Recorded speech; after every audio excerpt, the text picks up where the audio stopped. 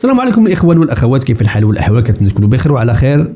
وهذا الفيديو راكم في صحه جيده. اضحك مع الجزائريين او مع المرشحين الجزائريين، واسوه بما وقع في السنغال، انه ذاك الشاب المعارض السنغالي اللي كان في الحبس وخرج وصوتوا على الجزائر، صوتوا على السنغاليين، شي وحدين سخن عليهم راسهم في الجزائر وبغاو يديروا نفس التجربه، وربما تصدق اليوم ما تصدقش. واحد المعارض جزائري حتى هو تقدم الانتخابات، تقدم الترشح ديالو، كيتكلم من خلال القناه ديالو باش انه غادي يعني يدير برنامج انتخابي. واول حاجه هو قال لهم غنزيد لكم الصالير من الديبار نجيكم في الصالير. ولكن اللي مثير للسخريه واحد المرشح او مترشح اخر هو بن قرينه. والله اخوانا كنت معتبون انه يبقى، ولكن ملي شفت هاد بن قرينه يا سلام، يعني هاد بن قرينه يستحق يكون رئيس. نضحكوا ونشبعوا ضحك، غتسمعوا كميه الضحك ديالو كيضحكوا على الجزائريين براسهم. ونتلاقاو في الاخير. الا كنتي اول مره انضم للقناه درنا واحد لايك، وشكرا الناس كيديروا لايك ويسالوا الفيديو. شوف معايا هاد المترشح خصوصا بن قرينه كميه التفاهه ديالو. نتلاقاو في الاخير.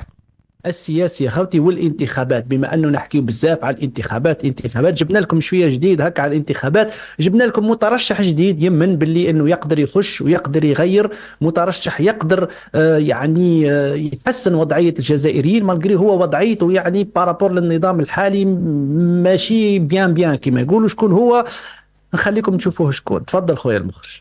Barakallahu fikum pour vos réactions très nombreuses qui nous sont parvenues depuis notre déclaration de candidature aux élections présidentielles en Algérie qui sont prévues normalement entre le 19 novembre et le 19 décembre 2024. Moi président, moi Abdou Sammar, quand je vais être président, grâce à vous je vais commencer par m'attaquer directement au salaire. Je promets et je m'engage et je vais l'appliquer et je vais vous montrer aujourd'hui comment je vais faire. Je vais élever le salaire minimum en Algérie à 50 000 dinars. Le salaire minimum 5 ملايين. ما لازمش أي جزائري أو أي جزائري يخدم في بلادنا ما لازمش يخلص قل من 5 ملايين في الشهر. 50 000 dinars par mois. أنا راح la première mesure que je vais prendre les salaires des Algériens, je vais injecter dès la première année 10 000 dinars pour les 6 millions et demi d'Algériens qui touchent moins de 30 000 à 35 000 dinars. دونك الصحفي عبدو سمار اللي مالف يعني يكون ساعات ضيف المغاربيه ومعروف يعني في الصفحات فيعرف اللي ريزو، قرر انه يترشح للرئاسيات. وربما فهذه النية طبعا مازال الدوسيي لازم يجمع التوقيعات، اسكو يرجع الجزائر لانه الله اعلم عنده بعض الامور لازم يريقلاها، ولكن يعلن الترشح تاعو، يعلن يعني واش يقدر يدير واش حاب يدير دون ذكر يعني سورتو لي غارونتي اسكو الانتخابات يعني صحيحه ولا. ان توكا سي ان جون، كنا نحكيو على السنغال، كنا نحكيو على الناس المثقفه، هاو ان جون للناس اللي تمن بهذه. وربما الاخوه كيف يستضيفوه ويعطينا الاسباب الحقيقيه اللي خلاته يتخذ هذا القرار. ان توكا ان جون. نحكيو دركا جينيراسيون اخرى، ربما الناس يقولوا لا انا نحب الاسلامي ونحب الدين. كاين الاحزاب اسلاميه راهي حابه تترشح. سي بن قرينه اللي ما فينا نجيبوه كل خطره بخرجاته، كل خطره كذا. نشوفوا شويه، شفنا عبدو السمار يتكلم مع يعني وش حاب يدير، كيفاه يرفع الاجور وكذا. نشوفوا دركا المستوى تاع حبيبنا والاخ والاستاذ اللي نحترموه سي بن قرينه، يعني شيخوا معها شويه. تفضل سي المخرج. تفضلي استاذ. الاسم شنو؟ ايه الاسم انسه. مليسه واش معناها يرحم والديك مليسه؟ ها سما سالي التاريخ. تفضلوا استاذه مليسه ادعي لنا ربي ان شاء الله نعرف نجاوب برك يرحم والديك باش ما نغلطش. ياكم راهم لا يتسناو درك، راهم لا يتسناو واش نقول. بصح كون ما نقولش حاجه هما الليله ما يخدموش، فلازم يخدموا شويه. والله مليسه هذا اسم زين. انا كون تزيد عندي طفله مرجاي نسميها مليسه. بصح خلاص ما عادش تزيد واحده اخرى. بصح حزم زين تبارك الله. بالك واحد من ولادي بالك نقول يسمي مليسه، نقول له بالك يسمي بنته ان شاء الله مليسه. ما تعرف هذه الدنيا هذا اسم مليح هذا. برا ان شاء الله دركا مازال لو صاحبك انت يقول له يتزوج يرحم والديك. بعد ما يتزوج بلا كان هذا ربي يسمو بنته من اللسان. شفتوا هاو النيفو، هاو برنامج انتخابي مليح نحكيو عن ميليسا، جورناليست صغيره تعيط ميليسا، لا حول ولا قوه. واش معناتها ميليسا هاي؟ دونك شحال نقول لكم هذا هو النيفو اخوتي. واش راح دير؟ سي نورمال كي يترشح عبدو سمار. هاو المستوى وين رايح. تكسروا في راسكم وتتبعوا في المغاربيه وفي بديل بوماله وكريم طابو وحابين برنامج. سيدي المستوى في ميليسا يا جماعه. وديما احنا كي نشوفوا طفله ديما نحبوا نقرنوا تلموا العقليه الله غالب بالزواج وزوجوه وما نعرفش. اي جورناليست راهي صحفيه تشوف هكا صحفي خطيك يعني من الشكليات ويدخل في لي ديتاي ودوك اللي بلاك تاعو السنتين هذوك تاع انا كون جات عندي طفله بس دركا ما نقدرش ويروح لي ديتاي هذوك تاع يموت على الحكايات هذوما. لا علينا لا علينا، خلينا نساوها خاوتي نروح لواحد اخر. ان توكا على المترشحين، يحكي هو على المترشحين ويحكي على الزملاء تاعو اللي راح يترشحوا ويدخلوا معاه في السباق. حكى واحد النظريه هكا جسم. تفضل نسمعها خويا. بإمكان حركة البناء الوطني تصنع 5 ولا 6 أرانب يدخلوا الاستحقاق القادم. وإذا تحالفنا ما رشحناش اللي رشحوه ما نظنش يكون محتاج التوقيعات، يعني يكون لازم عنده القوة، يعني ما يكونش ضعيف باش يعني يحتاج التوقيعات يعني إلى آخره. دونك هذه تانا سافو تدير يعني كي شغل حتى احنا قادرين نجيبوا 4 ولا 5 أرانب، يعني مترشحين نروحوا بركة عطاك المترشح اللي راح يربح وباين ونجيبوا 4 ولا 5 أرانب، بس احنا ما نديروهاش. وعلاش؟ شكون يدارها خويا؟ والشعب عبالو شكون يدايرها. فهمتي؟ ياك الارنب اللي يقدر يهدر لك على الارانب. لانه الصياد ما يدخلش في هذا الديتاي. حتى احنا نقدروا نجيبوا، تما كاين ناس داروها ديجا. دونك يقول باللي حتى احنا نقدروا نجيبوا هكا ارانب ونحطوهم في السباق، يعني حتى احتراما لكونديدا.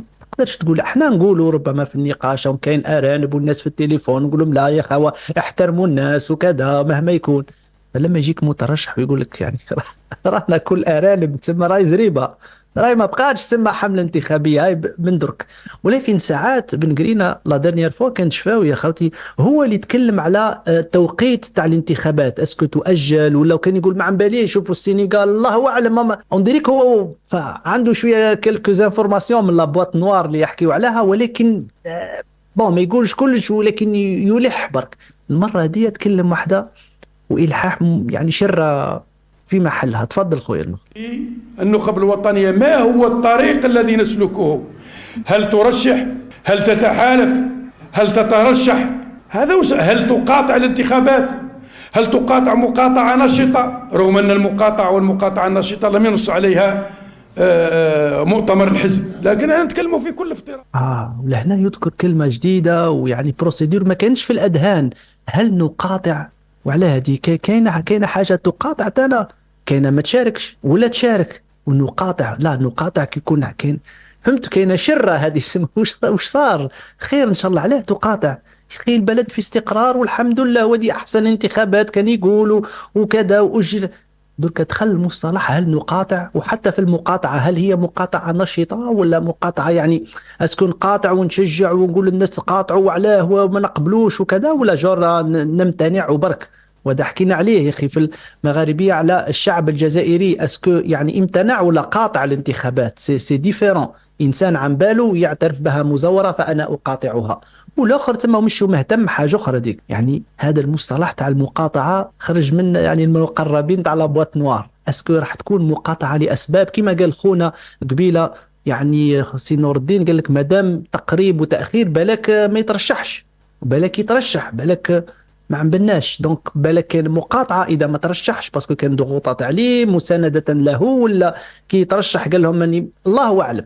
المهم بن قرينا زاد جاب لنا هذيك الغيمه كيما دارها كي مره الاخرى هذيك تاع تاجيل الانتخابات. ابارامون بالك كاينه مقاطعه، الله اعلم شكون حيقاطع والله اعلم حتى شكون حيشارك. اون توكا الحباب يعني كما شفتوا الاخوان والله الا مهزله احنا مزيانه لينا والله الا انا كنت باغي تبون دابا وليت باغي بن قرينا. انا مع بن قرينا وصاحبي ما يمكنش. وصاحبي عبر التاريخ ملي عقلت على راسي انا في اليوتيوب وكنشوف انا زعما المستوى السياسي، المستوى عند السياسيين الجزائريين زعما يا سلام قمه. سلال والفقاقير زيد عليه او يحيى تبون يعني زريق، يعني فعلا واحد المستوى. وهذا بن قرينة، ناري بن قرينة لولا رئيس الجزائر واو واو واو واو ناري مش حتغمض عينك، مش حتغمض. فين يبان تبون هذا، فين يبان تبون هذا بن قرينة، وعنده واحد المعاداة كبيرة للمغرب بطبيعة الحال، وبطبيعة الحال عنده واحد المنطق ديالو خاص به، منطق بن قرينة يثير السخرية في الجزائر. وان شاء الله غادي نشطنا مزيان. تفاعل معايا، اشنو بان لك في التجربة ديال عبدو السمار اللي ممكن يكون حتى هو رئيس، ماشي حاجة مستبعدة. إذا كنت في الجزائر فلا تستغرب، هذا هو اللي الواقع. تفاعل معايا، وشكرا بزاف الناس اللي كيديروا لايك مثل الفيديو. الى اللقاء فيديو اخر ان شاء الله. تهلاو.